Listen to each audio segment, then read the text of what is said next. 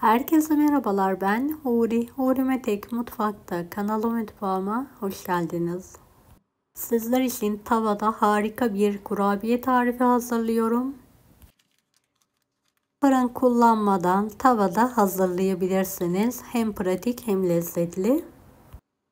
125 gram yumuşak tereyağı, 1 çay bardağı toz şeker, 1 çay bardağı sıvı yağ, 1 adet tam yumurta, 1 paket vanilya yoğuralım.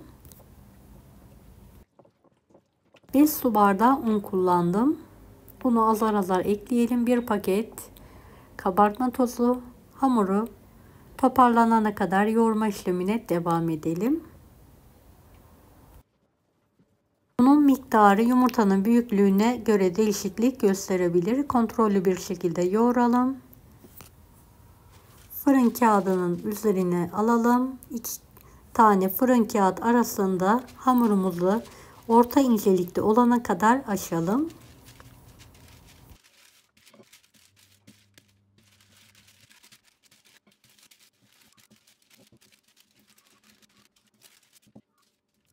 Beni hangi ülkeden veya şehirden izliyorsunuz merak ediyorum.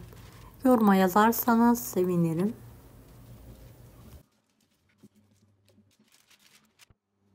Evet, hamurumu açtım. 1 su bardağı yardımıyla yuvarlak olacak şekilde kesiyorum.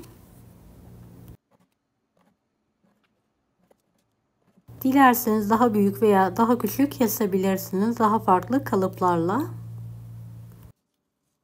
Evet, yuvarlakları bir fırın kağıdının üzerine alıyorum. Kalan hamurları toparlayarak tekrardan açıyorum.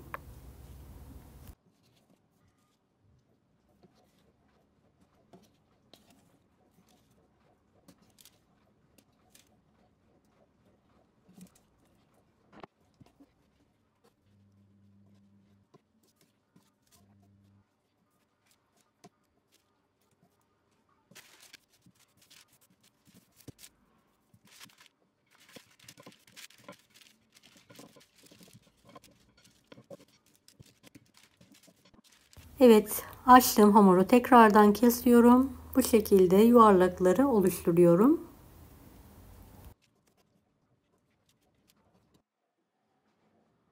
Tavalarımı önceden orta ateşte ısıttım.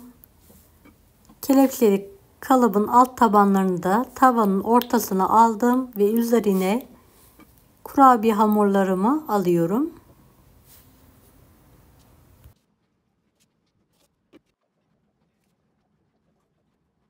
Kapaklarını kapatarak orta ateşte pişirmeyi bırakıyorum. Evet, ara sıra mutlaka kapakları açarak temiz bir havluyla silelim. Evet, kontrol ediyorum. Kurabiyeler kalkmışsa dikkatli bir şekilde ters çeviriyorum.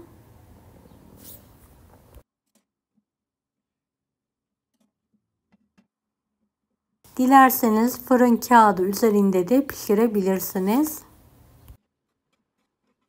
Evet, kurabiyelerin bir kısmını pişirdim. Diğer kısmını da pişirme işlemine devam ediyorum.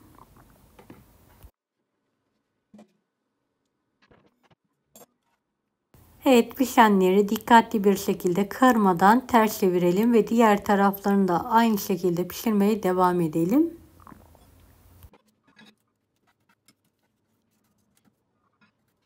Pişen kurabiyelerinizi servis tabağına alarak soğutma işlemine bırakalım. Üzeri için bir büyük kase dolusu bitter çikolata kestim ve benmari usulü tencerenin üzerine alarak eritiyorum.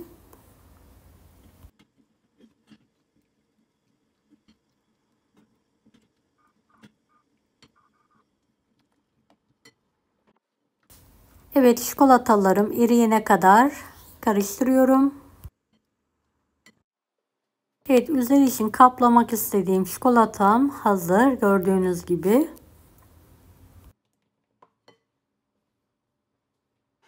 Fındık kremamı bir poşete aldım ve kurabiyelerimi üzerine videodaki gibi sıkarak alıyorum.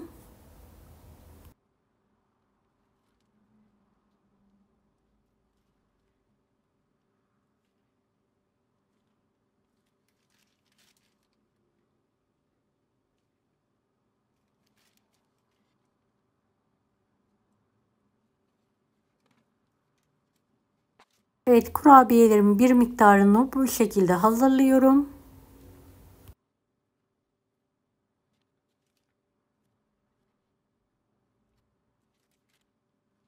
Fındık kremasının üzerinde tuzsuz yer fıstığını yerleştirelim.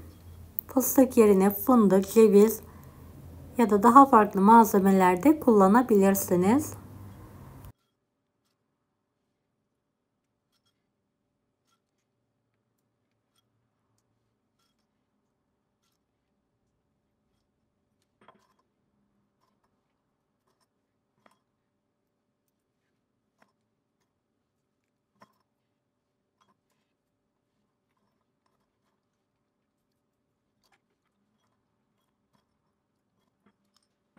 Evet, kurabiyelerimizi çikolatayla kaplayalım. Her tarafına gelecek şekilde dökerek kapladıktan sonra fırın kağıdı üzerine alalım.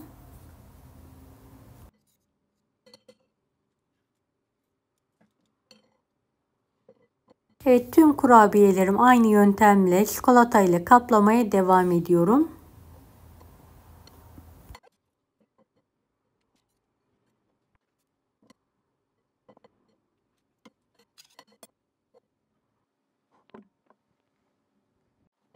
Evet, buzdolabına kaldıralım. Üzerindeki çikolatalar donana kadar bekletelim. Kalan kurabiyelerimi de düz zeminin üzerine alıyorum. Tam orta kısmına bolca fındık kreması sürüyorum. Fındık kreması yerine fıstık, fındık, çikolata ya da daha farklı malzemeler de sürebilirsiniz. Tercihe bağlı.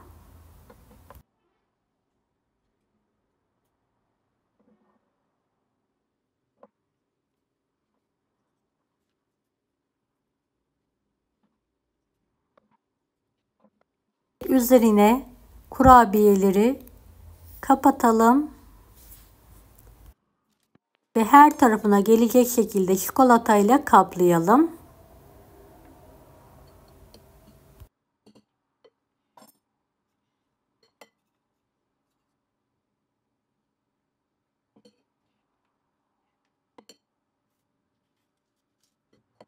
Kapladığımız kurabiyeleri tekrardan fırın kağıdı üzerine alalım ve soğutmaya bırakalım.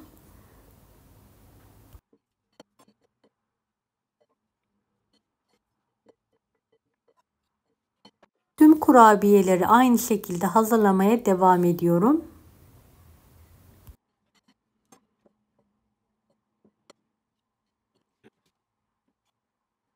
Evet, kalan çikolataları da üzeri donduktan sonra şerit halinde sıkalım.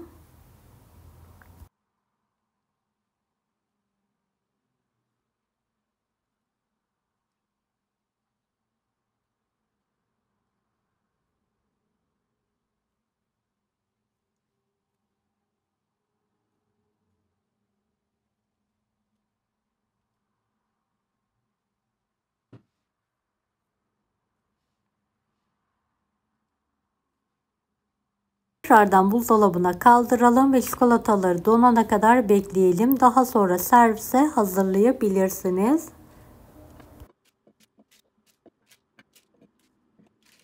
Evet, kurabiyelerimiz yemeğe hazır. Şöyle sizlere yakından göstermek istiyorum. Gerçekten kıyır kıyır kurabiyesiyle harika oldu. Arasındaki fındık kreması ve üzerindeki çikolatayla muhteşem bir kurabiye tarifi, mutlaka deneyin.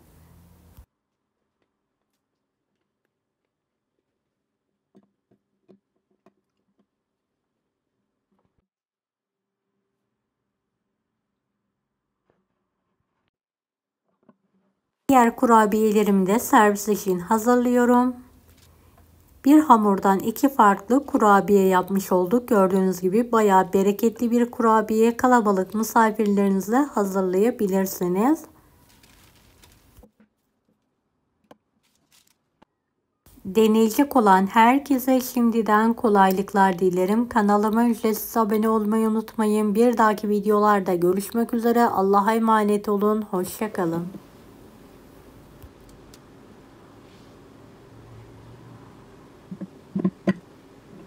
Daha farklı tarifler için bunları da izlemeyi unutmayınız.